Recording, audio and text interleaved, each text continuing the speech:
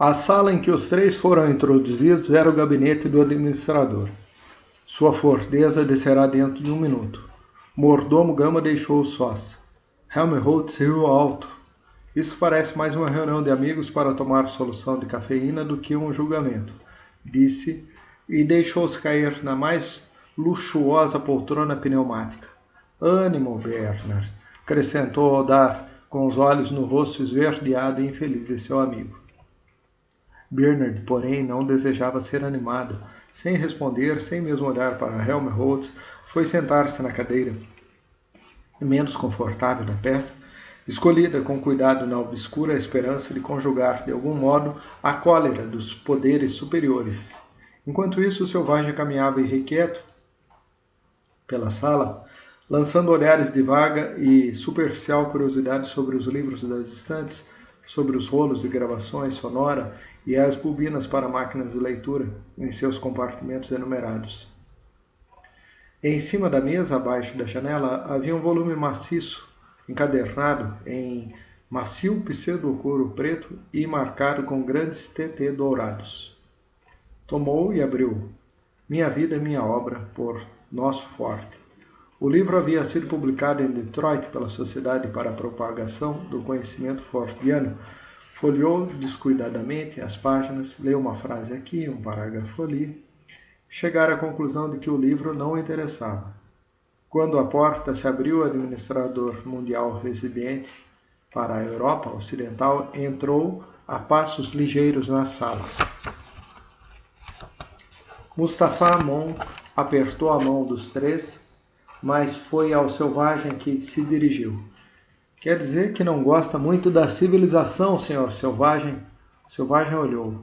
Tinha vindo disposto a mentir, a esbravejar, a encerrar-se numa reserva sombria, mas tranquilizado pela inteligência bem-humorada da fisionomia do administrador, resolveu dizer a verdade, com toda a franqueza. Não. Sacudiu a cabeça. Bernard estremeceu e mostrou-se horrorizado. Que pensaria o administrador ser catalogado como amigo de um homem que confessava não gostar da civilização? Que o dizia abertamente e ainda mais ao próprio administrador. Era terrível. Mas John, começou, um olhar de Mustafa Mond o reduziu a um silêncio abjeto.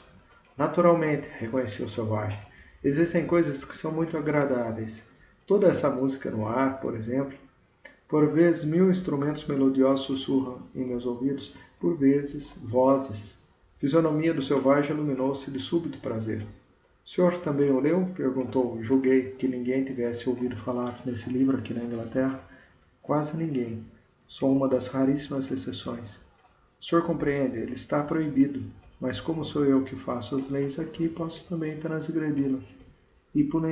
Impunemente, Sr. Marx, acrescentou dirigindo-se a Bernard. Que lamento dizê-lo, o senhor não pode fazer. Bernard mergulhou num acabrunhamento ainda mais profundo. Mas por que ele está proibido? Perguntou o selvagem. Na excitação de conhecer um homem que havia lido Shakespeare, esquecera momentaneamente tudo mais. O administrador encolheu os ombros. Porque é antigo. Essa é a razão principal. Aqui não queremos saber de coisas antigas. Mesmo quando são belas. Sobretudo quando são belas. A beleza atrai. E nós não queremos que ninguém seja atraído pelas coisas antigas. Queremos que amem as novas. Mas as novas são tão estúpidas e horríveis. Esses espetáculos em que não há senão helicópteros voando de um lado para o outro e em que se sente quando as pessoas se beijam. Fez uma careta. Bodes e macacos. Somente nas palavras de Otelo podia encontrar um veículo adequado para seu desprezo e seu ódio. Animaizinhos simpáticos e inofensivos em todo caso, murmurou o administrador, como num parêntese. Por que não lhes faz ver Otelo? Já lhe disse, é antigo. Além do que, não compreenderiam. Sim, era verdade. Ele lembrou-se como Helmholtz rira de Romeu e Julieta. Pois então, disse após um silêncio, algo novo que seja como Otelo e que eles possam compreender.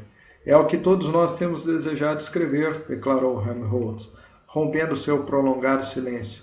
E o que o senhor nunca há de escrever, respondeu o administrador, porque, se parece realmente com Otelo, ninguém poderia compreendê-lo por mais novo que fosse, E se fosse novo, não poderia de maneira alguma ser parecido com Otelo. Por que não? Sim, por que não? Repetiu Helmholtz. Ele também esquecera as realidades desagradáveis da situação. Verde de ansiedade e temor, Bernard era o único que se lembrava. Os outros não lhe deram atenção.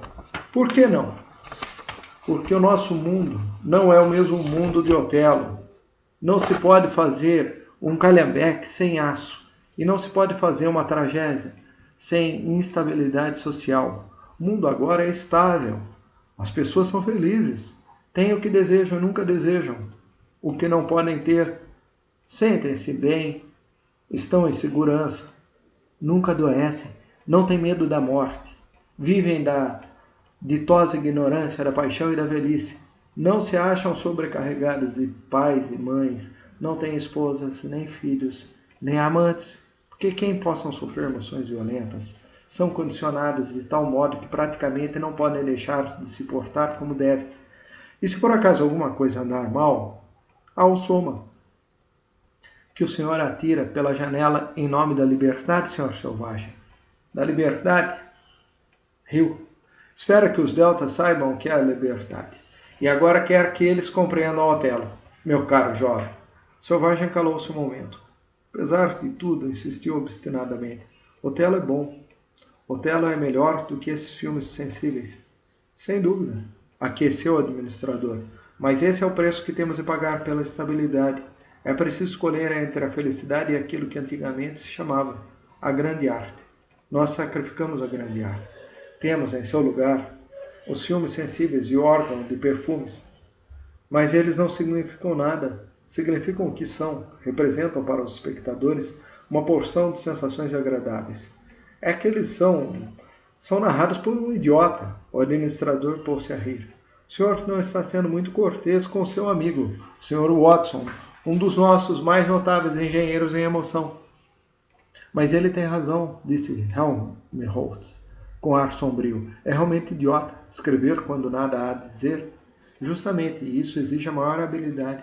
Os senhores fabricam calhambeques com o mínimo absoluto de aço. Obras de arte com praticamente nada mais que sensação pura. O selvagem sacudiu a cabeça. Tudo isso me parece absolutamente horrível. Sem dúvida. A felicidade real sempre parece bastante sorte em comparação com as supercompensações do sofrimento. E, por certo, a estabilidade não é, nem de longe, tão espetacular como a instabilidade. E o fato de se estar satisfeito nada tem da fascinação de uma boa luta contra a desgraça, nada do pitoresco de um combate contra a tentação ou de uma derrota fatal, sob os golpes da paixão ou da dúvida. A felicidade nunca é grandiosa. Pode ser, disse o selvagem, depois de um silêncio, mas será preciso chegar ao horror desses gênios? Passou a mão pelos olhos como se procurasse apagar as lembranças, a imagem daquelas longas filas de anões idênticos nas mesas de montagem, daquelas manadas de gêmeos enfileiradas na entrada da estação do monotrilho de Brantford, daquelas larvas humanas que rodeavam o leito de morte de Linda, da fisionomia interminável repetida de seus agressores, horríveis. Mas como são úteis. Estou vendo que o senhor não gosta dos nossos grupos Volkanovski. Mas assegure-lhe, eles são o alicerce sobre o qual está edificado tudo mais. São o giroscópio que estabiliza o avião-foguete do Estado na sua rota imutável. A voz profunda vibrava emocionalmente. A mão gesticulando representava todo o espaço e o impulso da máquina irresistível. A oratória de Mustafa Mond achava-se quase à altura dos modelos sintéticos. Eu estava pensando, disse o selvagem, por que os senhores o toleram, afinal de contas, uma vez que podem produzir tudo o que quiserem nesses bocais? Por que, já que lhes custa o mesmo, não fazem de cada um deles um alfa mais? Mustafa Mond riu novamente. Porque não temos nenhuma vontade de que nos cortem a cabeça, respondeu. Nós acreditamos na felicidade e na estabilidade. Uma sociedade composta de alfas não poderia deixar de ser instável e infeliz. Imagine uma usina cujo pessoal fosse constituído por alfas, isto é, por indivíduos distintos, sem relações de parentesco, com boa hereditariedade e condicionados de modo a tornarem-se capazes, dentro de certos limites, de fazerem livremente uma escolha e de assumirem responsabilidades. Imagine isso, repetiu. O selvagem tentou imaginar, mas sem grande resultado. É um absurdo. Um homem decantado como alfa, condicionado como alfa, ficaria louco se tivesse de fazer o trabalho de um Y sem legião. Ficaria louco ou se poria a destruir tudo.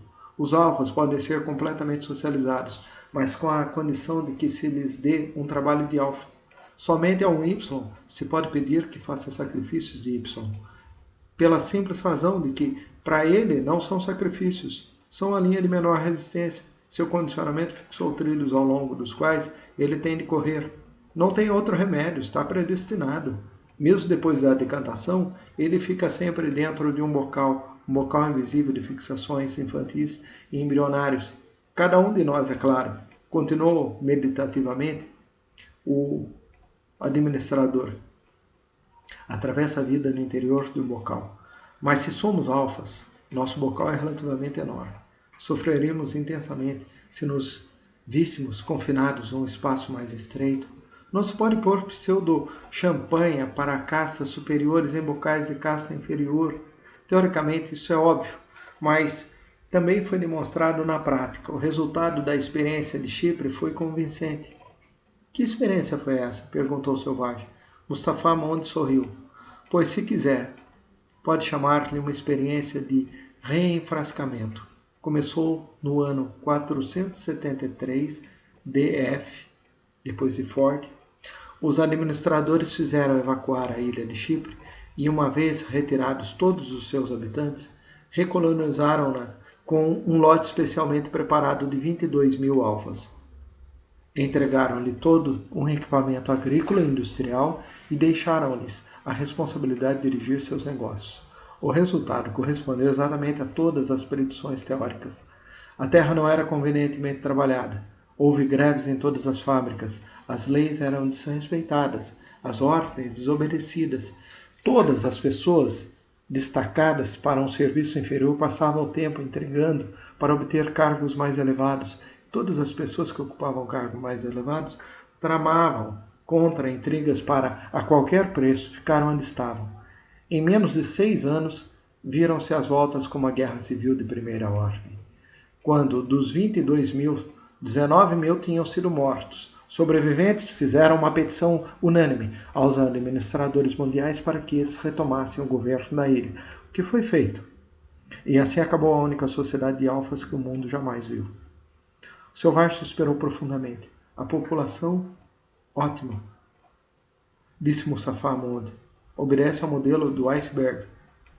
8/9 partes abaixo da linha de flutuação e 1/9 parte acima dela. E são felizes os que estão abaixo da linha de flutuação? Mais felizes do que os que estão acima dela. Mais felizes do que os seus 2 amigos aqui, por exemplo. E apontou para eles. Apesar daquele trabalho horrível? Horrível? Eles não acham. Pelo contrário, até gostam. É leve, de uma simplicidade infantil, nem o esforço excessivo da mente, nem dos músculos. 7 horas e meia de trabalho leve, de modo algum exaustivo. Depois a ração de soma, os esportes, a cópula sem restrições e o cinema sensível. Que mais poderiam pedir? É verdade, acrescentou, que poderiam pedir uma jornada de trabalho mais curta. Por certo, nós poderíamos concedê-la. Do ponto de vista técnico, seria perfeitamente possível reduzir a 3 ou 4 horas a jornada de trabalho das castas inferiores. Mas isso as faria mais felizes? Não, de modo algum. A experiência foi tentada. Há mais de século e meio, toda a Irlanda foi submetida ao regime de 4 horas de trabalho diário. Qual o resultado? Perturbações e um acréscimo considerável do consumo de soma. Nada mais. Essas 3 horas e meia de folga suplementar estavam tão longe de ser uma fonte de felicidade que as pessoas se viam obrigadas a gastá-las em fugas pelo soma. O Departamento de Invenções está cheio de planos destinados a economizar mão de obra.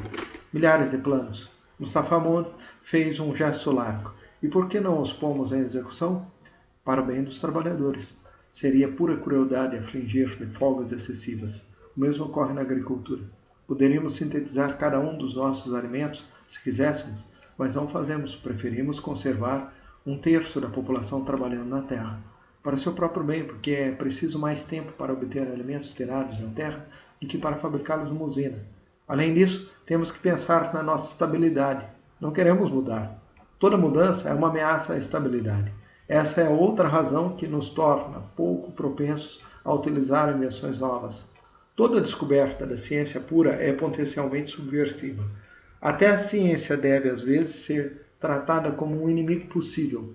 Sim, a própria ciência. Ciência? Selvagem franziu a testa. Conhecia a palavra, o que significava exatamente, porém, ele não o sabia. Shakespeare e os velhos do pueblo nunca se haviam referido à ciência.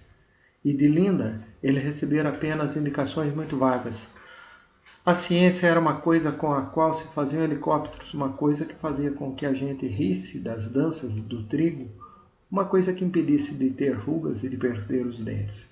Fez um esforço desesperado para compreender o que o administrador queria dizer. Sim, continuou Mustafa Mond, essa é a outra parcela no custo da estabilidade. Não é somente a arte que é incompatível com a felicidade. Também o é a ciência. Ela é perigosa, temos de mantê-la cuidadosamente acorrentada e amordaçada. O que? Exclamou Helmholtz, assombrado. Mas nós vivemos repetindo que a ciência é tudo. Há um lugar comum, hipnopédico, 3 vezes por semana. Dos 13 aos 18 anos, recitou Bernard. E toda a propaganda da ciência que fazemos no colégio? Sim, mas que espécie de ciência? Perguntou sarcasticamente Mustafa Mond. Os senhores não receberam instruções científicas, de modo que não têm condições de julgar. Quanto a mim, fui um bom físico no meu tempo, bom demais, bastante bom para compreender que toda a nossa ciência é simplesmente um livro de cozinha, com uma teoria ortodoxa de arte culinária, que ninguém tem o direito de contestar, e uma lista de receitas às quais não se deve acrescentar nada, salvo com autorização do cozinheiro-chefe. Sou eu o cozinheiro-chefe agora, mas houve tempo em que eu era apenas um jovem lava-pratos cheio de curiosidade. Pus-me a cozinhar um pouco, a meu modo. Cozinha heterodoxa, cozinha ilícita, um pouco de ciência verdadeira, em suma. Calou-se. E que aconteceu? Perguntou Helmholtz Watson. O administrador suspirou. Quase aconteceu o mesmo que vai acontecer aos senhores, meus jovens amigos. Estive a ponto de ser mandado para uma ilha. Essas palavras galvanizaram Bernard, provocando nele uma atividade violenta e indecorosa. Mandar-me para uma ilha, a mim? Levantou-se de um pulo, atravessou a sala correndo e ficou a gesticular diante do administrador. O senhor não pode me mandar para uma ilha. Eu não fiz nada. Foram os outros. Juro que foram os outros. Apontou Helmholtz e o selvagem com um dedo acusador. Ah, por favor, não me mande para a Islândia. Prometo fazer tudo o que devo. Dê-me outra oportunidade. Por favor, dê-me outra oportunidade. As lágrimas começaram a escorrer. Foi culpa deles, asseguro-lhe. Disse soluçando. E não para a Islândia. Ah, eu suplico a vossa forteza, por favor. E num paroxismo de abjeção, atirou-se de joelhos aos pés do administrador. Mustafa Mond tentou fazê-lo levantar, mas Bernard persistiu em sua postura aviltante e o fluxo de palavras continuou inesgotável. Por fim, o administrador teve de tocar a campainha para chamar seu quarto secretário. Traga 3 homens, ordenou. Conduza o Sr. Marx a um quarto. Dê-lhe uma boa vaporização de soma. Ponha-o na cama e deixe-o só. O quarto secretário saiu e voltou com 3 lacaios gêmeos de uniforme verde, ainda gritando e soluçando. Bernard foi levado para fora. Dir-se-ia que vão cortar-lhe a cabeça, comentou o administrador quando fecharam a porta.